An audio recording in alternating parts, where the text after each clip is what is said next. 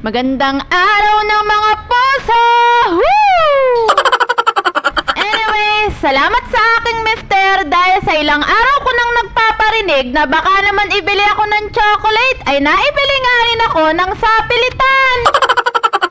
Kayo rin ba o ako lang ba na ang mister natin ay hindi na rin talaga nag-e-effort na regaluhan tayo? Anyway, sa tagal naman ng panahon namin nagsasama ng mister ko ay hindi rin talaga nag-e-effort yan na regaluhan ako. Kung hindi ko pa talaga pipilitin na ibili ako ng regalo ay hindi talaga ako ibibili. Pero bago nga ako tuwang-tuwa sa mga chocolate na hawak ko dyan, ay eto nga talaga ang ibinili sa akin ng mister ko, yung pagkalaki-laking Fuji na chocolate at isang plastic roses. Hindi na talaga ako nagpaka-plastic sa mister ko. Sinabi ko talaga na ayoko nga ng chocolate na ganyan, Yosme. At dahil kabibili nga lang din yun ng mister ko, ay ibinalik nga namin at pinapalitan. Wala rin talagang ka-taste-taste ang mister ko, kaya rin siguro yun ang binili dahil napakalaki nga para hati-hati na kaming mag-iina, Yosme.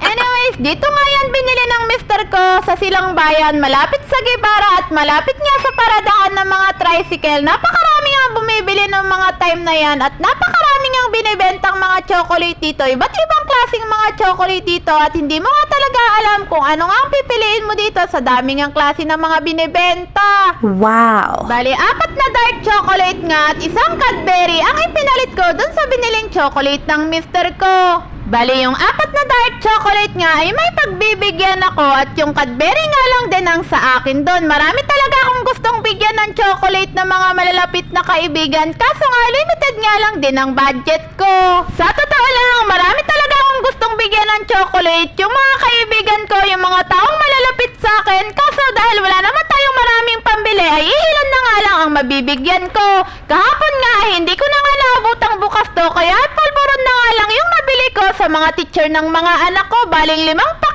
na pulburon ang nabili ko kahapon. Yun lang kasi ang nakita ko sa binilhan namin kahapon na kaya sa budget ko. Sayang nga lang kung dito nga ako nakabili kahapon ay kahit papaano nga ay chocolate nga ang mabibigay ko sa mga teacher ng mga anak ko. Anyways, hindi naman sa pilitan ng pagbibigay. Gusto ko lang talagang magbigay kahit papaano sa maliit na halaga ngayong Valentine's Day. Sayang nga lang kung marami lang talaga akong pambili ng chocolate ay marami rin talaga akong mapagbibigyan ng chocolate. Sa totoo lang, kahit ako sa sarili ko, aminin man natin o hindi, ay talagang tuwang-tawa na tayo kapag nabibigyan tayo ng chocolate. Anyways, kahit hindi naman Valentine's Day, basta nakakaluwag-luwag tayo at marami tayong pambili ay pwede namang magbigay ng chocolate. Pero sa ngayon nga ay limited nga lang ang mabibigyan ko. Malay natin sa mga susunod ay marami na akong mabibigyan. Woo! Happy Valentine's Day sa lahat! Yun lang! Salamat!